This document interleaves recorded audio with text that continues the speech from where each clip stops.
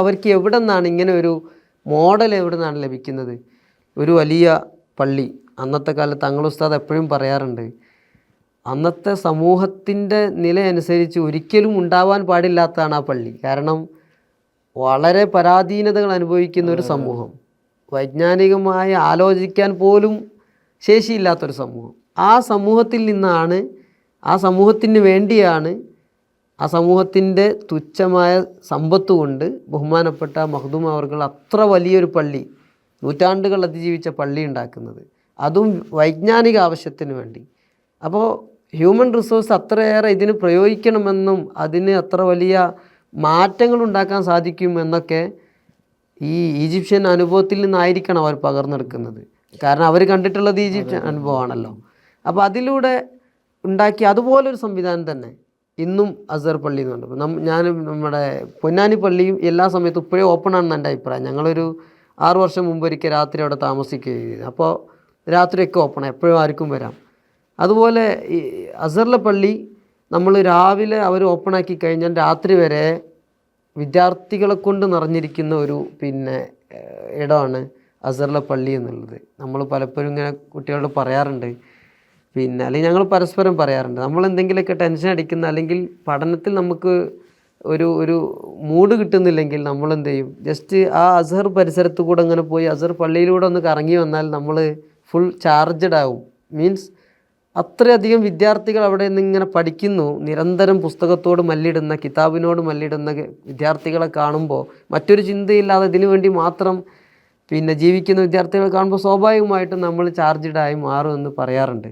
അതുപോലെയുള്ളൊരു ഇതാണ് പള്ളി. അതേസമയത്ത് യൂണിവേഴ്സിറ്റി അതിൻ്റെ അടുത്ത് തന്നെയാണ് ഒരു ക്യാമ്പസ് ഉള്ളത്. അതുപോലെ വ്യത്യസ്ത ക്യാമ്പസുകളായിട്ടാണ് അസർ ഉള്ളത്. പിന്നെ ഈജിപ്തിലെ തന്നെ ഇന്നത്തെ വിദ്യാഭ്യാസ അവരുടെ ഹയർ സ്റ്റഡീസിൻ്റെ, ഇസ്ലാമിക് ഹയർ സ്റ്റഡീസിൻ്റെത് പ്രത്യേകിച്ചും അല്ലാത്ത നമ്മുടെ ബികോം പോലത്തെ കോഴ്സുകളൊക്കെ അസറിൽ നിന്നുണ്ട്. അപ്പോൾ അവിടെ ആ ക്യാമ്പസുകളൊക്കെ വ്യത്യസ്ത ക്യാമ്പസുകളാണ്. അതുപോലെ തന്നെ അസ്ഹറിനെ അവരെ ഒരു മോഡൽ യൂണിവേഴ്സിറ്റി പോലെയാണ് അവിടെ കാണുന്നത്. എല്ലാ ജില്ലകളിലും അതിന് ഓരോ ക്യാമ്പസ് ഉണ്ടാവും. നമ്മൾ അലിഗഡിന് മലപ്പുറത്തൊരു ക്യാമ്പസ് എന്ന് പറഞ്ഞ പോലെ അസ്ഹറിൻ്റെ ഓരോ ക്യാമ്പസ് എല്ലാ ജില്ലയിലും ഉണ്ടാവും. പക്ഷേ ഫോറിനേഴ്സിന് എവിടെ മാത്രമേ, വാഫിദീങ്ങളായ നമുക്കൊക്കെ ആകെ പ്രവേശനം കിട്ടുന്നത് കൈറോയിൽ മാത്രമായിരിക്കും. പിന്നെ ഒരു കുല്ലിയത്തുൽ ഖുർആൻ മാത്രമാണ് അപ്പുറത്ത് ബഹുമാനപ്പെട്ട അഹമ്മദുൽ ബദവി തങ്ങളൊക്കെ അന്തി ഇറങ്ങുന്ന തൊന്തയിലുള്ളത്. അല്ലാത്തടത്തൊന്നും ഫോറിനേഴ്സ് ഇല്ല.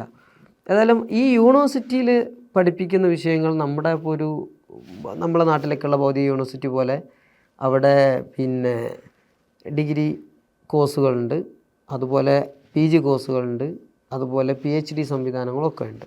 ഇതാണ് അവിടുത്തെ സംവിധാനം. അപ്പോൾ അതിൽ കാര്യമായി വരുന്നത്, വിദേശികളൊക്കെ അവിടെ പഠിക്കാൻ കാര്യമായിട്ട് വരുന്നത് ഇസ്ലാമിക് എഡ്യൂക്കേഷനാണ്. അവിടെ മറ്റുള്ള ഞാൻ നേരത്തെ പറഞ്ഞ പോലെ അവിടെയും MBBS ഉണ്ട്, അതല്ലെങ്കിൽ കുല്ലിയത്തു തിജാറയുണ്ട്, കുല്ലിയത്തു തിബ്, കുല്ലിയത്തു തിജാറ, സൈദലിയ എല്ലാം അവിടെയുണ്ട്. അസർ ക്യാമ്പസിലുണ്ട്. അത് പെൺകുട്ടികൾക്ക് വേറെ ക്യാമ്പസാണ്, ആൺകുട്ടികൾക്ക് വേറെ ക്യാമ്പസാണ്. കുല്ലിയത്തുൽ ബനാത്ത് എന്ന് പറഞ്ഞിട്ട് വേറെ തന്നെ ക്യാമ്പസ് ഉണ്ട്. അത് അവിടെ എല്ലാ കോളേജുകളും പെൺകുട്ടികളുടേത് മാത്രമാണ്. ഇപ്പോൾ കുറച്ച് ചില ക്യാമ്പസുകളിലേക്കൊക്കെ എന്തുന്നുണ്ട്, അവർ മാറ്റങ്ങളുടെ ഭാഗമായിട്ട് ചിലപ്പോഴൊക്കെ പെൺകുട്ടികളും ആൺകുട്ടികളും ഒരുമിച്ചുള്ള ചില ക്യാമ്പസുകളൊക്കെ ഉണ്ട്. പക്ഷെ എന്നാലും അൽഹംദുലില്ലാ നമ്മൾ മറ്റേത് രാജ്യങ്ങളിലും മോഡേൺ ആയിട്ട് ചിന്തിക്കുകയും മാറ്റങ്ങൾ വരികയും വെസ്റ്റിൽ നിന്ന് ആശയങ്ങൾ കടമെടുക്കുകയും ചെയ്യുമ്പോഴും ഇവരിപ്പോഴും കുല്ലിയത്തുൽ ബനാത്ത് വേറെ തന്നെയാണ്, ബനീന് വേറെ തന്നെയാണ്. അവർക്ക് സിസ്റ്റം വേറെയാണ്, ഉസ്താദ്മാർ വേറെയാണ്, എല്ലാം വേറെയാണ്. നമ്മൾ ഈ കുല്ലിയത്തുൽ ബനാത്തിലേക്ക് പോകേണ്ട ആവശ്യം പോലും ഇല്ല. അപ്പോൾ ഞാനൊരിക്കൽ പോയിട്ടുണ്ട്. എൻ്റെ PGയുടെ സമയത്ത് ഞാൻ ടോപ്പിക്ക് സെലക്ട് ചെയ്തപ്പോൾ അവിടെ പോയിട്ട് എനിക്ക് സൈൻ വാങ്ങണം. ഈ ടോപ്പിക്ക് അവിടെ എന്താ ചെയ്തിട്ടില്ല, നിലവിൽ സ്റ്റഡി നടന്നിട്ടില്ല എന്ന് നമ്മൾ സൈൻ ചെയ്യാൻ വേണ്ടി മാത്രം ഇപ്പോൾ അവിടെ പോകേണ്ടിരുന്നല്ല, നമ്മൾ ആ ക്യാമ്പസായിട്ട് ഒരു ടച്ച് പോലും ഇല്ല. അപ്പം അങ്ങനെ ഇപ്പോഴും ആൺ പെൺ സങ്കലനം ഇല്ലാത്തൊരു സിസ്റ്റം തന്നെയാണ് ഇത്തരം രാജ്യങ്ങളിലൊക്കെ സ്വീകരിച്ചു വരുന്നത്.